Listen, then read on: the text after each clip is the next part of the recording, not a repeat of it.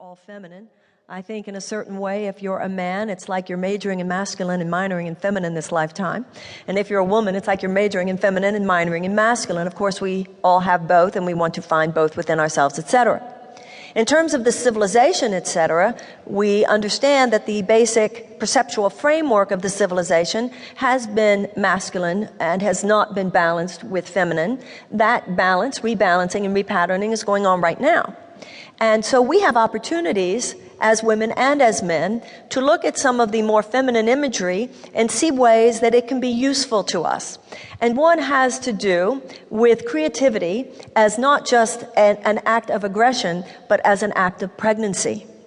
Because men do not get pregnant, and men until recently were writing the books and sort of setting the tone and the worldview of conversation, they did not think and they did not speak of bringing forth that which is new in terms of being pregnant with that which is new.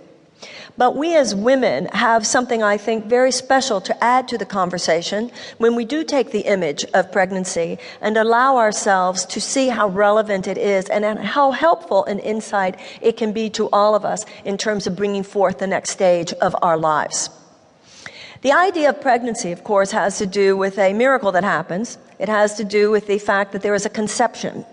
And in order to bring forth a child, of course, there is a conception that has to do with a sperm and an egg. In order to conceive an idea, in order to conceive a project, to conceive a book, to conceive an experiment, to conceive a poem, to conceive anything in the world, we similarly conceive. But spiritually, often people have asked me, well, why do we call God He? The Judeo-Christian tradition, certainly we do call God He. And of course, sometimes I hear women say, why don't we call it Father, Mother, God? But I do remind you that intuitively, for instance, we always call the earth Mother Earth, don't we?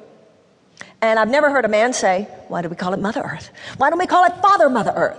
And that is because we have this primal, instinctive sense, which is also held forth in the Eastern religions, that the sky is masculine and the earth is feminine. In the East, they talk about the principle of yin and yang. And yang is the masculine sky spirit force, and yin is the feminine earth force. So when you were talking spiritually about God as He, it's very interesting. You're talking about the human soul as she. In languages where words are masculine or feminine, you'll notice that the soul is a feminine word. So when you conceive, and this is the real meaning, by the way, of the Immaculate Conception, when you conceive something in terms of something new for your life, it is though the soul is impregnated by God. And that is the metaphysical principle of the Christ, by the way, the idea that our humanness, Mary represents our humanness, the soul, impregnated by Father God, and what comes forth is the Christ from within us, fathered by God, mothered by our humanity, received by our humanity, impregnated by God, and what comes forth, the Christ, of course, is neither male nor female. Now, in terms of going forward in our lives and also in our culture and in our civilization, the idea of pregnancy here is so powerful because the idea is that we conceive means that the consciousness, it's as though consciousness becomes the womb.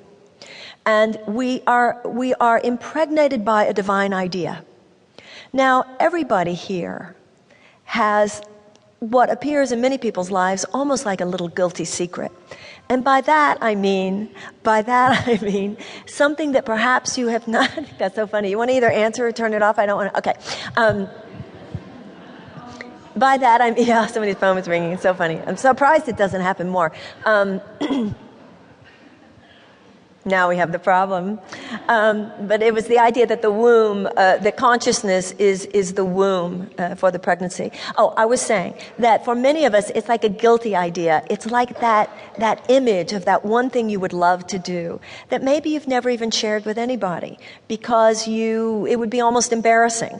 And you think you're too old or too young or not educated enough, or you don't have the right resume, or that could never happen.